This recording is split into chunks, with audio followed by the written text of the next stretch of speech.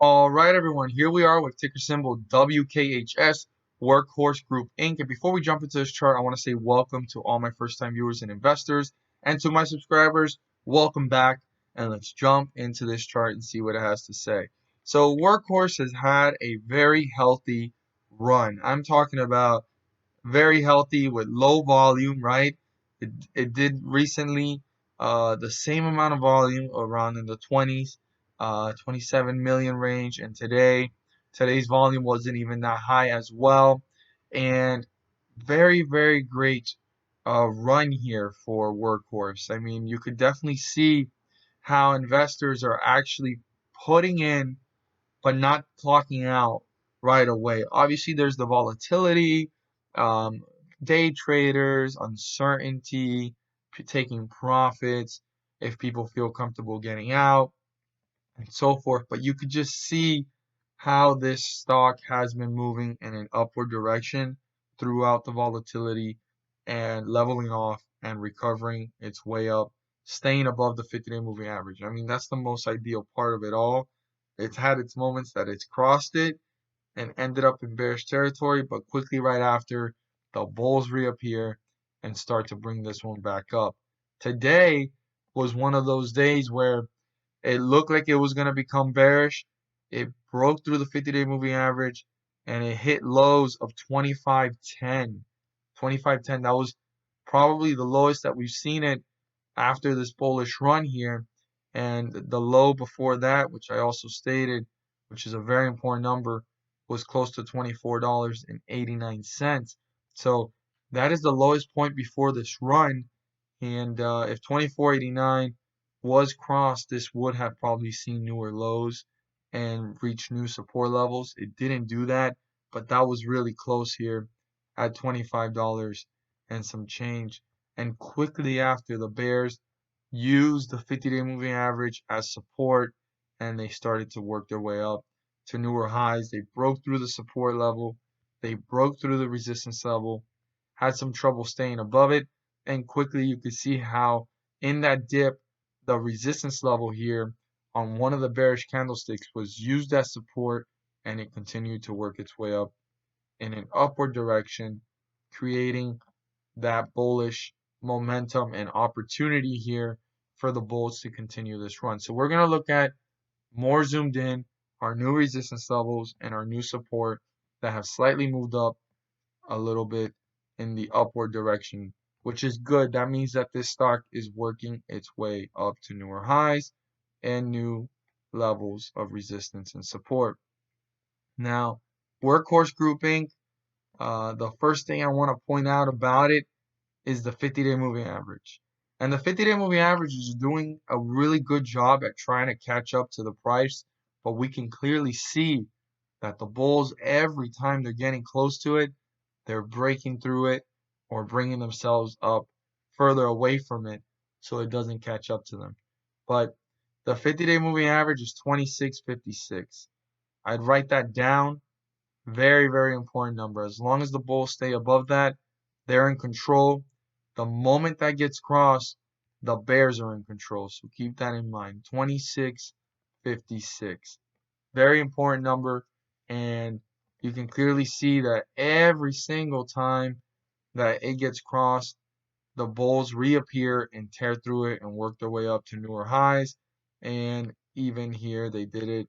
And previously to that one, they did it again. So the bulls in this particular stock right now, for the last couple of weeks and almost month, they have not allowed themselves to stay below the 50-day moving average in bearish territory for too long. And they do a really good job at bringing themselves off and leveling off in an upward direction. You can clearly see that the stock, just starting off right here, has done a staircase effect. And they go ahead and break off from those points and bringing themselves up to newer highs. So very good for the bulls here. And they're doing a phenomenal job at bringing themselves up and then leveling off. I mean, you could just see that there. You can see it from here. again, and you can see it from there. You can really see, even at the peaks and even at the drops, they're bringing themselves up in an upward direction. Let's go ahead and jump into this chart's resistance levels and support so we can go ahead and see what's important for tomorrow. So resistance is 28.20. Closed off at 28.05. For this to continue to work its way up to newer highs, 28.20 needs to be broken through. It's the highest point of the day to be able to reach newer highs and new resistance levels. The bulls are going to want to break through 28.20, turn that into a support, test it, improve it so they can reach newer highs, right?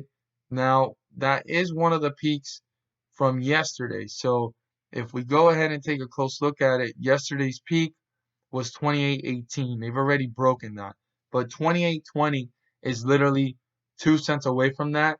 These are the peaks, and they got rejected, and it closed out at 28.05. So that's what's really alarming here and actually sticking out in this analysis just from what I'm seeing before when I looked at the chart and as I'm doing the video right now, that 28.20, and even though it's 2 cents more than 28.18, it is a very important number to be broken through. It's the highest that it's reached, and it's kind of rejected twice there.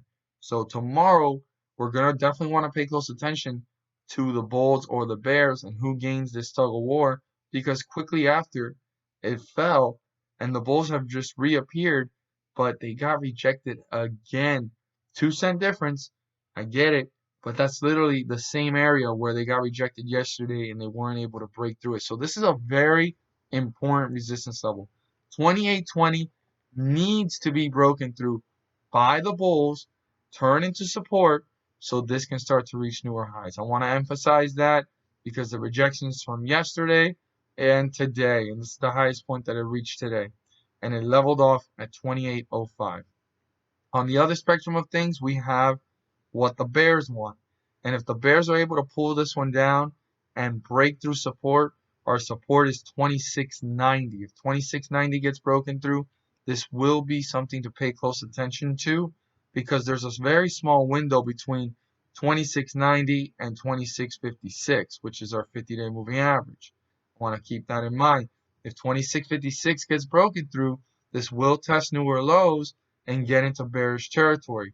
So the bulls are going to want to use 26.90 if they get close to it as support to bounce back. If they can't and the bears break through it, this will definitely have to be something to pay close attention to. I want to emphasize that because of the small window between the 50-day moving average and the support.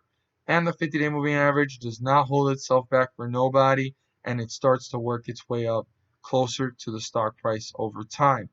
Now, if the 50-day moving average does get crossed and this support of 26.90, the next support level, which is the lowest point reached in the day in this bearish run here, was 25.49.